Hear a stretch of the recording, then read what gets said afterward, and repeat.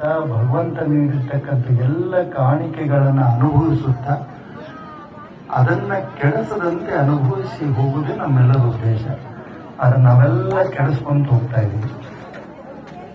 ಭಗವಂತ ನಮಗೆ ಒಳ್ಳೆಯ ಪ್ರಕೃತಿಯನ್ನು ಕೊಟ್ಟಿದ್ದಾನೆ, ಒಳ್ಳೆಯ ಬದುಕನ್ನು ಕೊಟ್ಟಿದ್ದಾನೆ, ಒಳ್ಳೆಯ ಶರೀರವನ್ನು ಕೊಟ್ಟಿದ್ದಾನೆ, ಒಳ್ಳೆಯ ಬುದ್ಧಿಯನ್ನು ಕೊಟ್ಟಿದ್ದಾನೆ, ಒಳ್ಳೆಯ ಮನಸ್ಸನ್ನು ಕೊಟ್ಟಿದ್ದಾನೆ. ನಾವು ನಿಸರ್ಗವನ್ನೂ ಬಿಡ್ತಿಲ್ಲ, ನಮ್ಮ ದೇಹನೂ ಬಿಡ್ತಿಲ್ಲ, ನಮ್ಮ ಮನಸ್ಸನ್ನೂ ಬಿಡ್ತಿಲ್ಲ, ನಮ್ಮ ಬುದ್ಧಿಯನ್ನೂ ಬಿಡಿಸ್ತಿಲ್ಲ. ಎಲ್ಲವನ್ನ ಹೊಲಸು ಮಾಡ್ಕೊಂತ ಹೋಗ್ತಾ ಇದ್ದೀವಿ ನಾವು. ಹೌದಲ್ಲ? ಪ್ರಕೃತಿಯಲ್ಲಿ ನೀವು ಯಾವುದನ್ನ ಕೆಡಿಸಿದ್ರೆ ಹೇಳಿದ್ರೆ ಎಲ್ಲವನ್ನ ಕೆಡಿಸಿಬಿಟ್ಟಿರಿ, ಯಾವುದೂ ಉಳಿಸಿಲ್ಲ ನೀವೀಗ. ಮನಸ್ಸು ಉಳ್ದೈತನೋ ಮನಸ್ಸನ್ನು ಕೆಡಿಸ್ಕೊಂಡಿದ್ರಿ, ಈ ದೇಹ ಉಳ್ದೈತನೋ ದೇಹನೂ ಕೆಡಿಸ್ಕೊಂಡಿದ್ರಿ, ಬುದ್ಧಿ ಚೆನ್ನಾಗೈತನೋ ಬುದ್ಧಿನೂ ಕೆಡಿಸ್ಕೊಂಡ್ಬಿಟ್ಟಿದ್ರಿ ಅಲ್ಲ. ಪ್ರಕೃತಿಯನ್ನ ನಾವು ಮಾಡುವಂತ ಚಟದಿಂದ, ನಮ್ಮ ಬದುಕುವ ರೀತಿಯಿಂದ ಪ್ರಕೃತಿಯನ್ನ ಹಾಳು ಮಾಡಿದೀವಿ. ಈ ದೇಹವನ್ನ ನಾವು ಮಾಡುವ ಚಟದಿಂದ ಬೇಕಾದದ್ದನ್ನು ಬೇಡಾದದ್ದನ್ನು ಈ ದೇಹಕ್ಕಾಗಿ ಈ ದೇಹವನ್ನ ಕೆಡಿಸ್ಕೊಂತ ಇದ್ದೀವಿ. ಹಾಗೇನೆ ಮನಸ್ಸನ್ನು ಸಹ ನಿರ್ಮಲವಾಗಿರ್ತಕ್ಕಂಥ ಮನಸ್ಸು ಕೊಟ್ಟಿದ್ದ ಭಗವಂತ ನಮಗೆ. ಹುಟ್ಟಿದಾಗ ಮಗು ಹೆಂಗಿರ್ತದ, 1 ವರ್ಷ ಬರುವವರೆಗೂ ಆ ಮಗುವಿನ ಮನಸ್ಸು ನಮ್ದಿತ್ತು. ಆದ್ರೆ ನಾವೇನ್ ಮಾಡಿದ್ವಿ, ಎಲ್ಲವನ್ನ ಹಾಕೊಂಡು ಬಂದ್ರಾಗ ಬೇಕಾಗಿದ್ದು ಹಾಕಿದ್ವಿ, ಬೇಡಾಗಿದ್ದು ಹಾಕಿದ್ವಿ. ಎಲ್ಲವನ್ನ ಹಾಕುವಂತ ಹೋಗೋದ್ರಿಂದ ಆ ಮನಸ್ಸು ಕೆಟ್ಟುವಂತ ಬಂತು. ಬುದ್ಧಿ, ಒಳ್ಳೆ ಬುದ್ಧಿಯನ್ನ ಕೊಟ್ಟಿದ್ದ ಭಗವಂತ.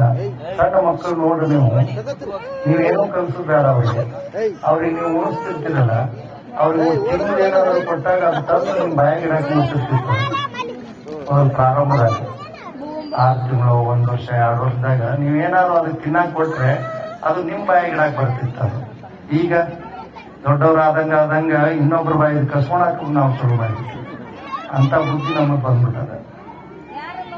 ಇದನ್ನ ಶುದ್ಧ ಮಾಡಿಕೊಂಡು ಹೋಗುವುದಕ್ಕೆ ಇವೆಲ್ಲ ಕಾರ್ಯಕ್ರಮಗಳಿರೋದು. ಯಾಕೆ ನಾವು ಪ್ರವಚನ ಹಚ್ಚಬೇಕು? ಈ ಎಲ್ಲ ಏನು ಅಶುದ್ಧಿಯಾಗಿ ಕ್ರಿಯೆಗಳೇನಿದಾವೆ, ಪ್ರಕೃತಿ ಇರ್ಬೋದು, ದೇಹ ಇರ್ಬೋದು, ಮನಸ್ಸಿರ್ಬೋದು, ಬುದ್ಧಿ ಇರ್ಬೋದು, ಇವುಗಳನ್ನೆಲ್ಲ ಶುದ್ಧೀಕರಣ ಮಾಡುವಂತ ಕೆಲಸ ಪ್ರವಚನಗಳು ಮಾಡ್ತವೆ, ಒಳ್ಳೆ ಮಾತುಗಳು ಮಾಡ್ತವೆ. ಈ ಜಗತ್ತಿನಲ್ಲಿ ನಾವು ಏನನ್ನ ಮಾಡ್ತೀವಲ್ಲ ಅದು ಜಗತ್ತು ನಮಗೆ ರಿಟರ್ನ್ ಕೊಡ್ತದೆ. ಇದನ್ನ ಅರ್ಥ ಮಾಡ್ಕೊರಿ. ನಾವು ಪ್ರಕೃತಿಗೆ ನೀವು ಒಳ್ಳೇದನ್ನ ಕೊಟ್ರೆ ಅದು ಒಳ್ಳೇದನ್ನ ಕೊಡ್ತದೆ. ನೀವು ಗಿಡ ನೆಟ್ರಿ ಅಂದ್ರೆ ನಿಮ್ಗೆ ಆಕ್ಸಿಜನ್ ಬರ್ತದೆ. ನೀವು ಗಿಡ ಕಡಿದ್ರಿ ಅಂದ್ರೆ ಏನಾಗ್ತದೆ, ಕಾರ್ಬನ್ ಡೈಆಕ್ಸೈಡ್ ಬರ್ತದೆ. ನಿಮ್ಗೆ ಒಳ್ಳೆ ಗಾಳಿ ಬೇಕು ಅಂತಂದ್ರೆ ನೀವು ಗಿಡ ನೆಡಬೇಕು, ಪ್ರಕೃತಿಯನ್ನ ಶುದ್ಧವಾಗಿಟ್ಟಬೇಕು. ಹಾಗೇನೆ ನೀವು ಒಳ್ಳೇದಾಗಬೇಕು ಅಂತಂದ್ರೆ ನೀವು ಇನ್ನೊಬ್ರಿಗೆ ಒಳ್ಳೇದು ಮಾಡ್ಬೇಕಾಗ್ತದೆ. ನೀವು ಒಳ್ಳೇದು ಮಾಡದೇನೆ ಬೇರೆ ನಾವು ಒಳ್ಳೇದಾಗ್ಲಿ ಅಂತ ಬಯಸಿದ್ರೆ ಅದು ಒಳ್ಳೇದಾಗಂಗಿಲ್ಲ. ನಾವು ಉಸಿರನ್ನ ತಗೊಂತೀವಿ, ಹೊಳ್ಳಿ ಉಸಿರನ್ನ ಬಿಡ್ತೀವಿ, ಹೌದಲ್ಲ? ನೀವು ಒಳ್ಳೇದನ್ನ ತಗೊಂಡು ಹೊಳೆ ನಂದಿದು ಉಸಿರು ಅಂತ ನೀವು ಒಳಗೆ ಇಟ್ಕೊಂಡ್ ಕುಂತ್ರ ಎಷ್ಟು ನಿಮಿಷ ಇಟ್ಕೊಂತೀರಿ ನೀವು ಒಳಗ ನಂದಿದು ಉಸಿರು ಅಂತ? ನೀವು ಹೊರಗೆ ಬಿಡಬೇಕಲ್ಲ ಹೊಳ್ಳಿ. ಹಾಗೆ ನೀವು ಒಳ್ಳೇದನ್ನ ಮಾಡಿದಾಗ ನಿಮ್ಗೆ ಒಳ್ಳೇದು ಮತ್ತೆ ನಿಮಗೆ ಬರ್ತದೆ. ಹಾಗೆ ಮಾಡಲಿಲ್ಲ ಅಂತಂದ್ರೆ ನಮ್ಮ ಬದುಕು ಕೆಟ್ಟದಾಗಿ ಹೋಗ್ತದೆ. ನೀವು ಇನ್ನೊಬ್ಬರ ಬಗ್ಗೆ ಒಳ್ಳೆಯದನ್ನ ಬಯಸಿದ್ರೆ ನಿಮ್ಗೆ ಒಳ್ಳೇದಾಗ್ತದೆ. ನೀವು ಇನ್ನೊಬ್ಬರ ಬಗ್ಗೆ ಕೆಟ್ಟದನ್ನ ಬಯಸಿದ್ರೆ, ಇನ್ನೊಬ್ಬರ ಬಗ್ಗೆ ಬೈದ್ರೆ ನಿಮಗೆ ಒಳ್ಳೆ ಬೈಗಳು ಬರ್ತವೆ. ನಿಮಗೆ ಒಳ್ಳೆ ನಿಮಗೆ ಕೆಟ್ಟದಾಗುವಂತ ಪರಿಸ್ಥಿತಿಗಳು ಬರ್ತವೆ. ಅದು ನಿಮಗೆ ಅರ್ಥ ಆಗಬೇಕು. ಅದು ಅರ್ಥ ಆಗಬೇಕು ಅಂತಂದ್ರೆ ಪ್ರವಚನ ಕೇಳಬೇಕು, ದಿನನಿತ್ಯ ಚಿಂತನೆಯನ್ನ ಮಾಡಬೇಕು. ಅದಕ್ಕೆ ನೀವು ಹುಣ್ಣಿಮೆ ಬರ್ರಿ ಚಿಂತನೆ ಮಾಡ್ರಿ ಅಂತೀನಿ. ನಮ್ಗೆ 50 ಜನ ಇದ್ದವರು 20ಕ್ಕೆ ಬಂದಿರಿ ಈಗ, ಹೌದಲ್ಲ? ಯಾಕಂತಂದ್ರೆ ನಿಮಗೆಲ್ಲರಿಗೂ ಮೊಬೈಲು, ಟಿವಿ ಚಟ ಬಿದ್ದಾವೆ. ಅದನ್ನ ಕಡಿಮೆ ಮಾಡ್ಕೊಂತ ಬಂದ್ರೆ ಮಾತ್ರ ಮನಸ್ಸು ಶುದ್ಧವಾಗಿರ್ತದೆ. ಯಾವುದನ್ನ ನಾವು ಸಮಾಜಕ್ಕೆ ಕೊಡ್ತೀವೋ ಅದು ಹೊಳ್ಳಿ ನಮ್ಗೆ ರಿಟರ್ನ್ ಆಗ್ತದೆ. ನಮ್ಮ ಹುಡುಗರಿದ್ರು ಬೆಂಗಳೂರಿಗೆ ಹೋಗ್ಬೇಕಂತ ಹೊಂಟಿದ್ವು, ರೈಲ್ವೆಗೆ ಹೋಗ್ಬೇಕು ಅಂತ ಹೊಂಟಿದ್ವು. ಯಾಕಂದ್ರೆ ಸಸ್ತಾ ಅದ, ಬಸ್ ಹೋಗಕ್ಕೆ ಜಾಗ ಸಿಗಂಗಿಲ್ಲ ಈಗ, ಯಾಕಂದ್ರೆ ನೀವೆಲ್ಲರೂ ಇರ್ತೀರಂತ.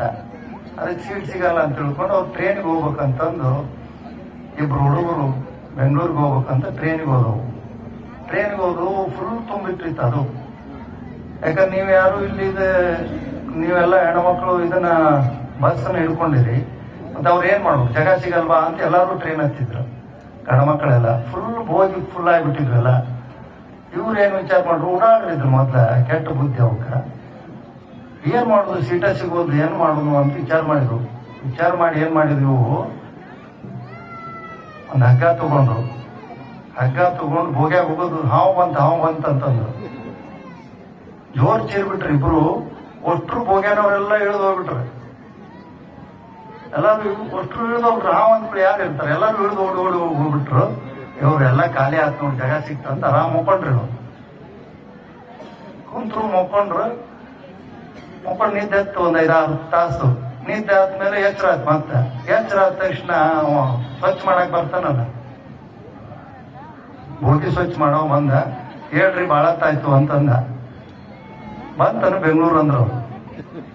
ಬೆಂಗಳೂರಲ್ಲಿ ನೀವ್ ಎಲ್ಲಿ ಎತ್ತೀರಿ ಅಲ್ಲೇ ಇದ್ದೀರಿ ಅನ್ನವ. ಯಾಕ ಅಂತ ಕೇಳಿದ್ರು. ಇಲ್ಲ, ಈ ಬೋಗಿಗೇನ ಹಾವು ಐತೆ ಅಂತಂದು ಈ ಬೋಗಿ ಬಿಟ್ಟು ಉಳಿದು ಮುಂದೆ ಬೋಗಿ ಹೋಗ್ಯಾವಂತ. ನಾವು ಇನ್ನೊಬ್ಬರು ಕೆಟ್ಟದ್ ಮಾಡಿದ್ರೆ ನಮ್ಗೆ ಆಗಿಂದಾಗೆ ಕೆಟ್ಟದ್ದು ಸಿಗುತ್ತದೆ. ಮೊದಲೊಂದು ಕಾಲಿತ್ತು, ಗಾದೆ ಮಾತಿತ್ತು, ನಮ್ಮ ಅಜ್ಜ ಮಾಡಿದ ಪುಣ್ಯ ನಮಗ್ ಬರ್ತದ, ನಾವು ಮಾಡಿದ ಪುಣ್ಯ ನಮ್ಮ ಮಕ್ಕಳಿಗೆ ಹೋಗ್ತದ ಅಂತ. ಈಗ ಹಂಗಿಲ್ಲ, ಇನ್ಸ್ಟಂಟ್ ಎಲ್ಲ ಸ್ಕ್ಯಾನ್ ಮಾಡಿಬಿಟ್ರೆ ದುಡ್ಡು ಹೋಗ್ತದೋ ಫೋನ್ ಪೇದಾಗ. ಹಂಗ ನೀವು ಇವತ್ತು ಒಳ್ಳೇದ್ ಮಾಡಿದ್ರೆ ನಿಮಗ ಒಳ್ಳೇದ್ ಬರ್ತದೆ, ನಿಮ್ ಮಕ್ಕಳಿಗೆ ಕಾಯಂಗಿಲ್ಲ. ಅದ ನೀವು ಕೆಟ್ಟದ್ ಮಾಡಿದ್ರೆ ನಿಮಗೇ ಕೆಟ್ಟದಾಗ್ತದೆ ಹೊರತು ಮುಂದೆ ಮಕ್ಕಳಿಗೆ ಹೋಗಂಗಿಲ್ಲ ಅನ್ನೋ ಸತ್ಯವನ್ನ ನೀವೆಲ್ಲ ಅರ್ಥ ಮಾಡ್ಕೊಂಡು, ಅದಕ್ಕೆ ಸಮಾಜಕ್ಕೆ ನಾವು ಒಳ್ಳೆಯವರಾಗಬೇಕಷ್ಟೇ. ನಮಗೇನೇ ಕೆಟ್ಟ ಮಾಡ್ಲಿ, ನೀವು ಒಳ್ಳೇದನ್ನ ಮಾಡುವಂತ ಮನಸ್ಥಿತಿಯನ್ನ ನೀವು ಬೆಳೆಸಬಹುದು. ಆಯ್ತಾ, ಬೈದ್ರ ಆಯ್ತು, ಒಳ್ಳೇದೆಲ್ಲ ಭಗವಂತಂದೆ, ಎಲ್ಲ ಜನ್ಮಲ್ ತಾತಂದೆ ಅಂತ ಹೋಗುದು. ಇನ್ನೊಬ್ರು ಕೆಟ್ಟದ್ ಮಾಡಿದ್ರ ಏನ್ ಜನ್ಮಲ್ ತಾತ ಪರಿಸ್ಥಿತಿ ಹಂಗ್ ಕೊಟ್ಟಾನ ಅವ್ರಿಗೆ ಪಾಪ ಅಂತ ತಿಳ್ಕೊಂಡು ಹೋದ್ರಿಂದ ನೀವು ದೊಡ್ಡವರಾಗ್ತೀರಿ. ನಿಮ್ಮ ಬದುಕು ಚೆನ್ನಾಗಿರ್ತದೆ, ಶಾಂತಿ ಇರ್ತದೆ, ನೆಮ್ಮದಿ ಇರ್ತದೆ. ಆ ನಿಟ್ಟಿನಲ್ಲಿ ನೀವೆಲ್ಲ ಪ್ರಯತ್ನ ಮಾಡ್ರಿ. 69ನೇ ಜಾತ್ರಾ ಮಹೋತ್ಸವ 2ನೇ ವರ್ಷದ ರಥೋತ್ಸವ, ಭಾವೈಕ್ಯತೆ ರಥೋತ್ಸವ. ನಿಮ್ಗೆಲ್ಲ ಗೊತ್ತು ಯಾಕೆ ನಾನು ಭಾವೈಕ್ಯತೆ ಅಂತಾರ, ಶಾಸ್ತ್ರಿಗಳು ಅಂತೀವಿ, ನಾವಂತೀವಿ ಅಂದ್ರೆ ನಿಮ್ಮೆಲ್ಲ ಸಮಾಜದ ಗುರುಗಳ ಭಾವಚಿತ್ರಗಳು ಅದಿದ್ದಾವೆ. ಕರ್ನಾಟಕದಲ್ಲಿ ಎಲ್ಲಿನೂ ಆದಿಲ್ಲ.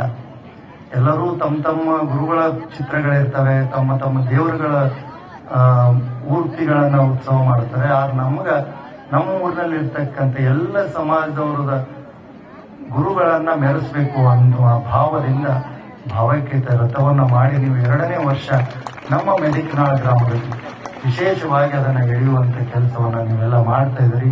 ಬಹಳ ವಿಜೃಂಭಣೆಯಿಂದ ಕಳೆದ ವರ್ಷಕ್ಕಿಂತ ಹೆಚ್ಚಿನ ಜನಸಂಖ್ಯೆ ಬಂದು ಸೇವೆಯನ್ನ ಮಾಡಿದರೆ ನಮ್ಮ ಊರಿನ ಎಲ್ಲ ಯುವಕರು, ನಾವು ಅವ್ರನ್ನ ಎಷ್ಟು ಹೇಳಿದ್ರು ತಪ್ಪೆ ಅಂತ ಎಲ್ಲ ಯುವಕರು, ಆ ಗಜಾನನ್ ಸಂಘದವ್ರು ಇರ್ಬೋದು, ಸೋಲಾರ್ ಪ್ಲಾಂಟ್ನವ್ರು ಇರ್ಬೋದು, ಎಲ್ಲ ಯುವಕರು 11 ದಿನಗಳಕ್ಕಿಂತ ಮುಂಚೆನೆ 1 ತಿಂಗಳಿಂದಾನೇ ಈ ಮಠದ ಕೆಲಸ ನಾ ಏನು ಹೇಳಿರಂಗಿಲ್ಲ ಅವ್ರಿಗೆ. ತಾವ ಬರ್ತಾರೆ, ಸ್ವಚ್ಛ ಮಾಡ್ತಾರೆ, ತಾವ 12-1 ಲೀಟರ್ ತನ ಇರ್ತಾರೆ. ಯಾರು ಅಜ್ಜಾರು ನಾನು ನೋಡ್ಬೇಕು ಅಂತ ಅವ್ರು ಯಾವತ್ತೂ ಬಯಸಲ್ಲ.